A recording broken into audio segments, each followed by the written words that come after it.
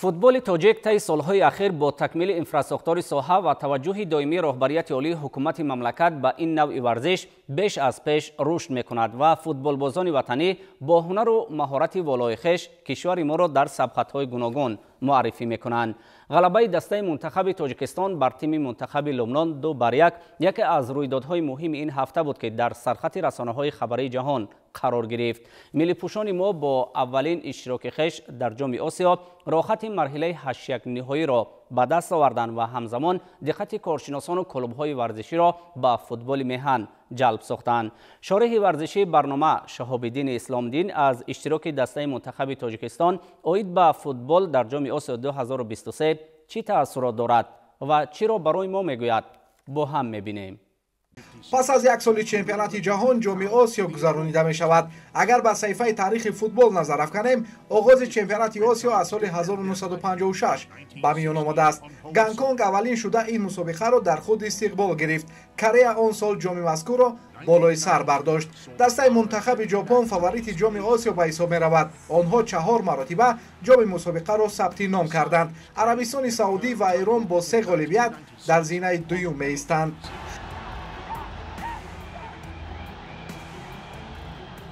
تیم منتخب تاجیکستان عاید به فوتبال در تاریخ ورزش مملکت برای اولین بار در جام آسیا 2023 اشتراک دارد و در گروه ا با دسته‌های قطر، چین و لبنان ثبت نام شد.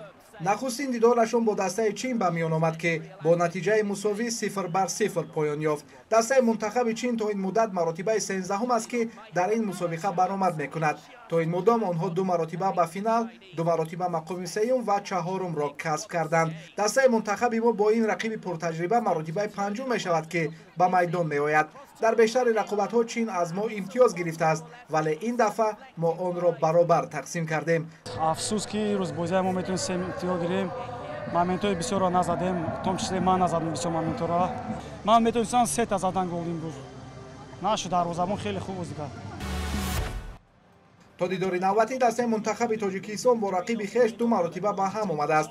20 آگوست سال 2008 تیم قطر با حساب 5-0 غالب آمد. تاجیکستان پیش از جشن استقلالیت 6 سپتامبر سال 2012 با حساب 2-1 بر رقیب عربی خود ظفر یافت.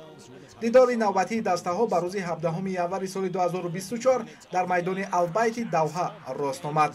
ملی پوشان ما از اول دیدار با حمله های خطرناکشان دروازه‌بان تیم قطر را آرام نمیگذاشتند. در دقیقه 16 یک حالت بحث طلب به میان آمد، ولی همان گونه میگویند داور میدان این بازیگر بی‌طرف میباشد. اکرم عفیف مؤلف گل شد. در دقیقه 43 نیمه اول دیدار مخلصان شاهد یک سیو عالی گشتند، ولی آن را نه در اجرای رستم یتیموف بلکه ظاهرجان جورابایف دیدند. همان گونه که میگویند فوتبال ورزش دستوی است.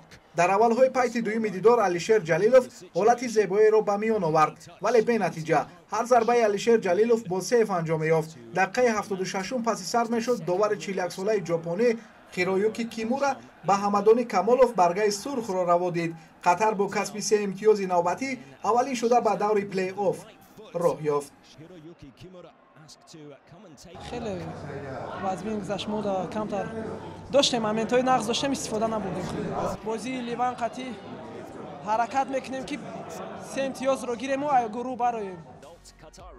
از دو آخری تیم تاجیکستان صاحب 1 امتیاز گردید. برای برآمدن به مرحله 8-1 نهایی تنها غالبیت لازم می آمد، ولی تناسب گل ها نیز به نظر گرفته میشد.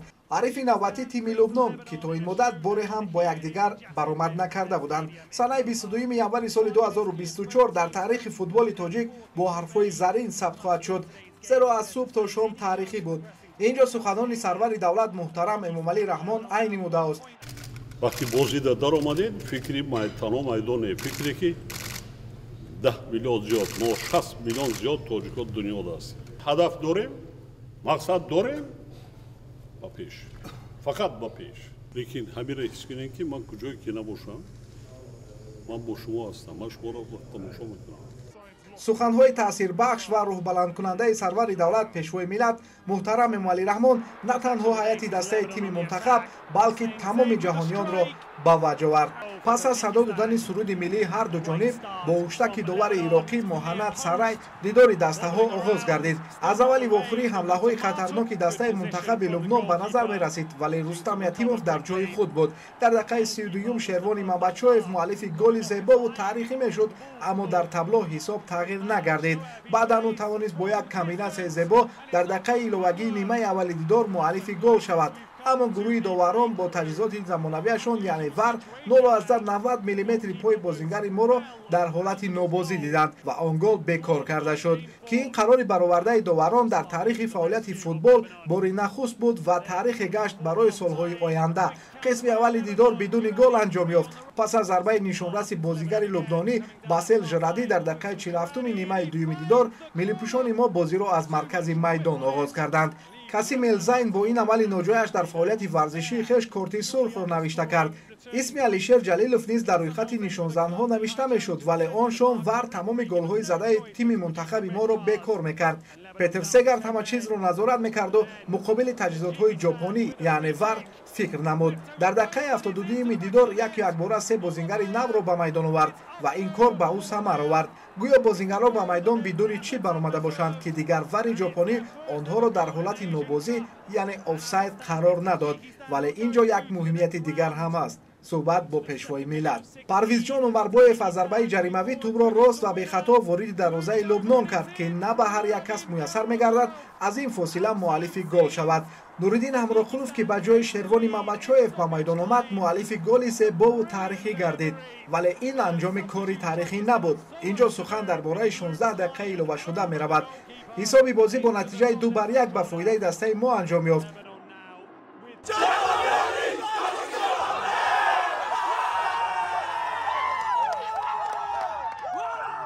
ضمن واخری سرور دولت پیشوای ملت محترم ملی رحمان با تیم منتخب در ادامه صحبت خویش چنین عرض کردند: کوشش کردیم که سالهای نزدیک اینکه کماندای ما دنیادا معرفی شد، نه اینکه آسیا، دنیادا معرفی شد، جهاندا معرفی شد.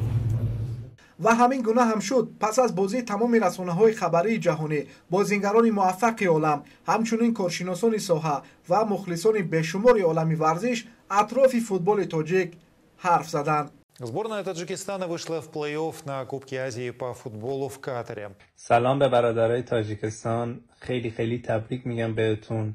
Я, ребята, болел от души. دیدی خیلی شگفتی آفریدند واقعا بازیکن تاجیکستان. مجید واقعا چیزی که میتونم بگم، من این همه سال مسابقه فوتبال میرم، لغتی که میتونم ازش استفاده بکنم اینه که دیوانه‌وار بود این مسابقه. Замечательно сыграли футболисты, от души все, нас 200% играли. Хороший результат для первой части. از صمیم قلب براتون خوشحالم که تاریخ سازی کردیم برای کشورتون و این همیشه تو یاد مردماتون ماندگار خواهد شد. The first 45 minutes of this match was classic Lebanon against classic Tajikistan. این بازی رو دانلود کنه، کل بازی رو ببینه، علل خصوص نیمه دوم، علل خصوص 30 دقیقه آخر. یکی از جذابترین و میتونم بگم پرهیجان ترین فوتبالای عمرتون رو میتونید ببینید، چون واقعا به نظر من таджика عالی بودن. Это не просто не комплимент, а это реальность, потому что у вас есть командная игра, дух, у ребят характер, и я вам желаю удачи. یک فضای ایدونا، فضای خوب، فضای ورزشی من باوری دارم که نه فقط من، همه مخلصان، پیش از همه خودی بازیگران ما با خاطر غلبه اومدیم، چون تحلیلون نشون میداد، خواهش بازیگران و اتمسفر امروز دسته نشون میداد که ما تنها غلبه را انتظار هستیم. Потенциал очень хороший у вашей команды, и мне кажется, впереди будут большие успехи. زنده باد تاجیکستانی. بیننده های گرامی، چنین بود شرح محتوای مهمترین رویدادهای یک هفته اخیر در مملکت که ما تهیه‌گران برنامه اطلاعاتی تحلیلی 7 روز از آن پیگیری و منظور شما نمودیم. در هفته نو برایتان صحتمندی و سربلندی آرزو مندیم. با شبکه جهان‌نما بمانید.